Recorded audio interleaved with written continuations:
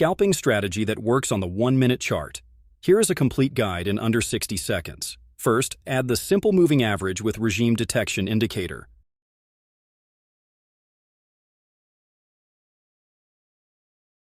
Use these exact settings.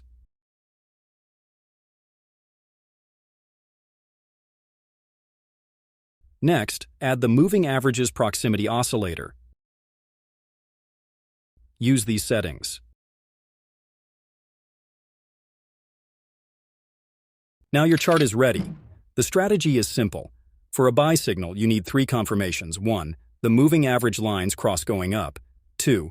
The oscillator bars turn green. 3. A bullish candle forms. Place your stop loss below the recent low. Aim for a 1 to 1.5 risk-to-reward ratio.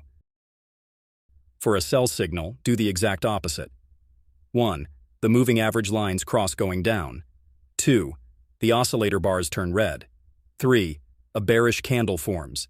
Place your stop loss above the recent high. Target the same 1 to 1.5 risk to reward. Backtest this strategy for yourself.